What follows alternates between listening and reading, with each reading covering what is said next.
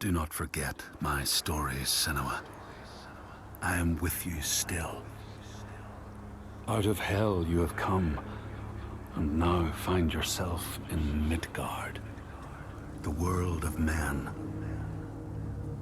Do not think it any less dangerous for that. Your path has taken you far from home, across the boundless sea, and you must go on to the heart of this place, to the heart of man. You have seen how the Northmen journey out to conquer, and this is one of their lands, as icy dark as Niflheim, yet as fiery as Muspel. It has not long been claimed, and they try still to tame it.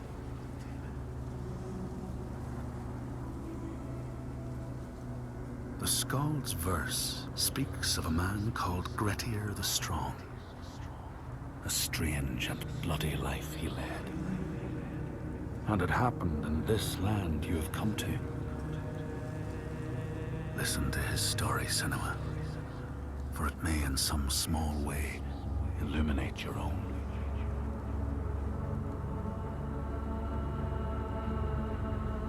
The Skalds say that in Grettir's time, a nearby farm was plagued by hauntings. A shepherd called Glamour was killed by some evil force, found dead in the snow, bloated and black. His body could not be taken to burial, because he was held fast to the ground. So it was left. 3 days after his death, the body was missing.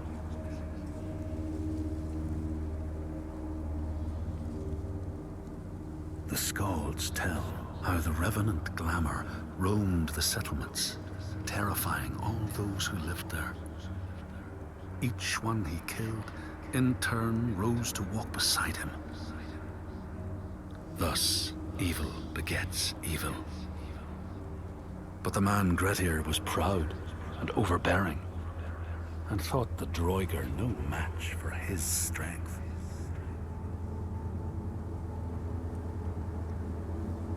The Skalds say that Grettir fought and killed the Droiger Glamour, but not before Glamour had cursed him. His strength would be turned against him, his deeds bring death and exile, and he would be always before Grettir's eyes, making him afraid to be alone. He saw all sorts of phantoms wherever he looked, and thus people who see things that aren't there are said to have Glamour's eyes.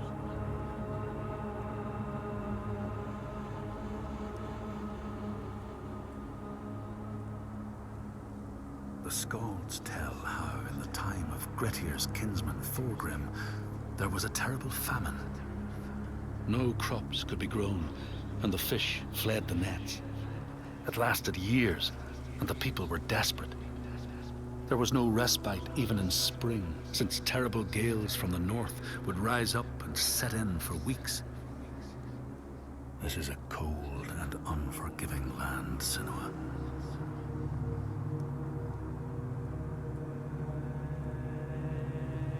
In the time of famine, at the place known as Rifskar, Thorgrim found a huge finback whale, beached and dead. His neighbor, Thorfinn, had already found it and was in the process of flensing it.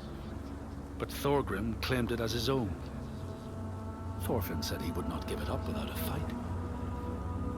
If that's what you want, Thorgrim said, let it be so. And he launched a blow at Thorfinn, cutting off his head in one strike.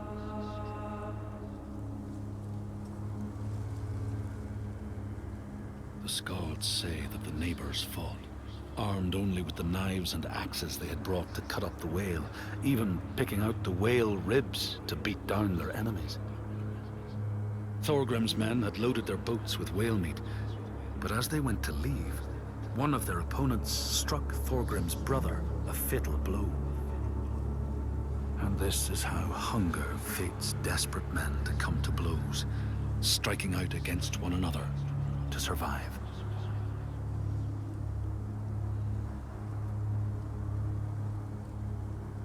Skalds speak of the time Grettir, traveling with some others, ran into rough weather and docked their boat on an island.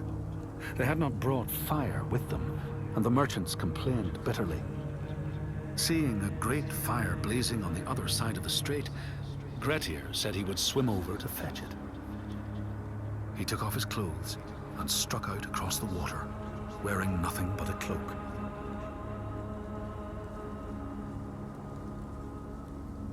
When Grettir came to the farm where the fire was burning, all was peaceful.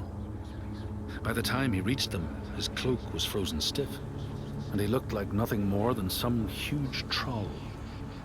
The frightened farmhands struck out at him with the first things to hand, the burning logs from the fire.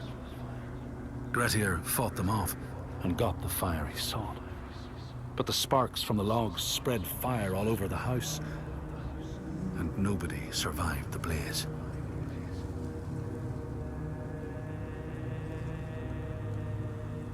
The Skalds say that Grettir swam back across the strait, keeping the fire safe from the water. His friends applauded Grettir's bravery, but when word spread about the massacre at the farm, people took against Grettir. Nobody wanted anything to do with him, and when the news reached the Althing in the summer, Grettir was pronounced an outlaw. All doors would hence be shut to him.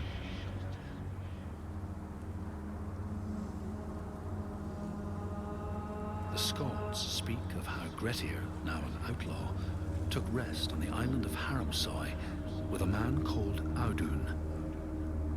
Grettir saw a great yellow glow like a fire rising from the ground.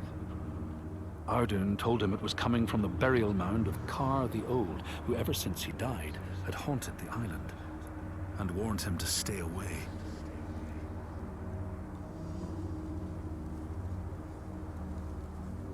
The Skalds say Grettir wanted the sword that was buried in Kar's How, and would not be deterred from seeking it. He broke the mound open and started digging until he reached the timber props. By this time it was night. Audun warned him again not to continue, but Grettir threw down a rope and went inside the mound. No light penetrated it, and it reeked of death. But he persisted in exploring.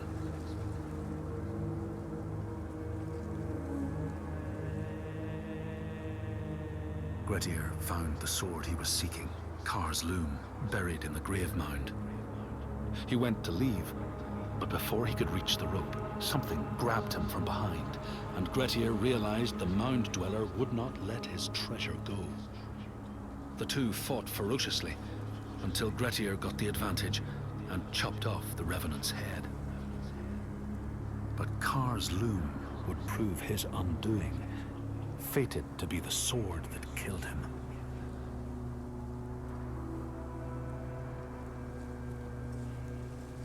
The Skald's verse tells how Grettir made many enemies with his proud and overbearing nature. Always quick to anger, his strength and fighting prowess meant that even the most trivial of quarrels met a fatal end. The kinsmen of those he killed or maimed were angry, and because he was an outlaw, no one was allowed to help him.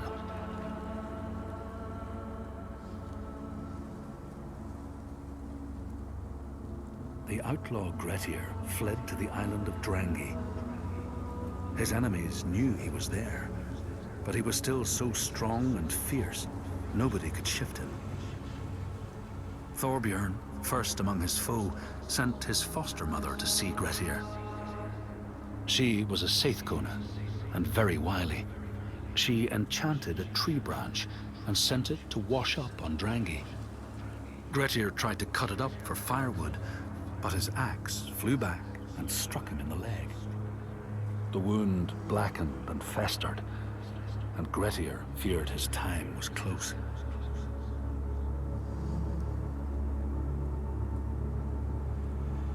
The Skalds say Grettir, wounded by Seithr, was now so weak it was possible for his enemies to defeat him. Under cover of night, Thorbjorn and his men attacked his shelter. They tried to disarm him, But he clung so firmly to his sword, Kar's loom, that they had to cut off his arm to get it free. Then they used his sword to cut off his head, and the land's mightiest outlaw was dead.